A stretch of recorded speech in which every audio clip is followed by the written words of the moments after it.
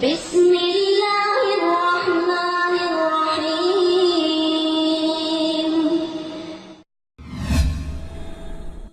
The small village, the villages of Mecca and Medina, they had nothing and they took over the world, 1/3 of the world. How on earth did they do this? They had no weapons, they had no technology, they had no academia. It was just them and Tawheed. Because they knew what Tawheed meant. It was here in the heart. Because when Allah says and His messengers say, La hawla wa la quwwata illa billah, what does that mean?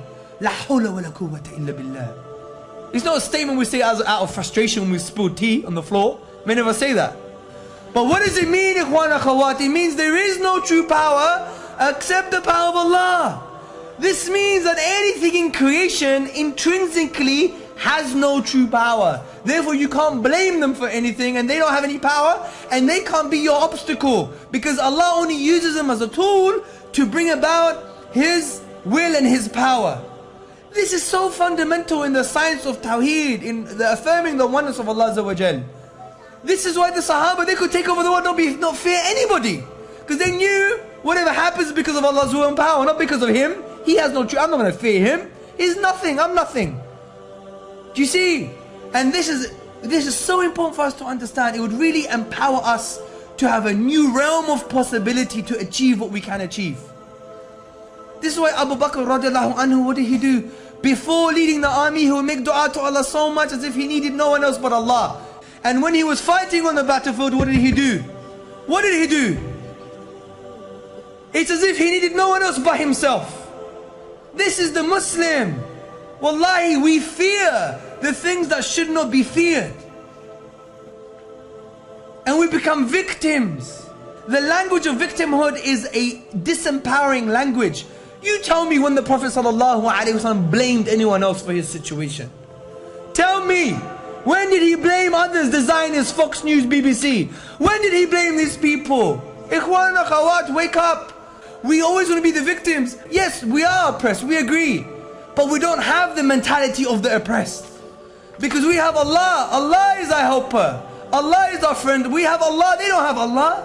Every situation is an opportunity for reward and success. And we should never have the victimhood mentality. Once you have the victimhood mentality, what do? You give power to the oppressor. He is the only one that is able to change your situation. That is the science of victimhood. Oh, I can't change. Look at me, I'm a victim. Wallahi, the Sahaba were never like this, even when they were losing in battle sometimes. It's because they understood reality, ikhwan and akhawat. And by the way, atheists are mushriks, according to Dr. Jafar Idris, and he makes an amazing point because they attribute power to creation. Wallahi, interesting point, huh? The all-powerful, the attribute, they attribute to creation. Because the naturalists, which in the classical sciences they were called the Dahriya, which now are known as communists.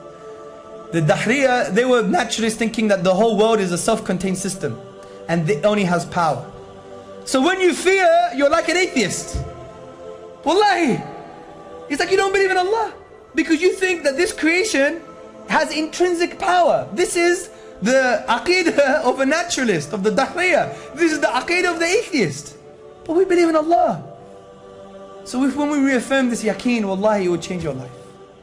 Inshallah. And you see this in the lives of the Sahaba. 90 years after the death of Rasulullah, where were we? Who knows where Multan is? Pakistan. We're in Multan and we're in Spain. SubhanAllah, 90 years after the death of the Prophet ﷺ. And it was only then that we decided to fix the masjid, by the way. It was still dripping with water.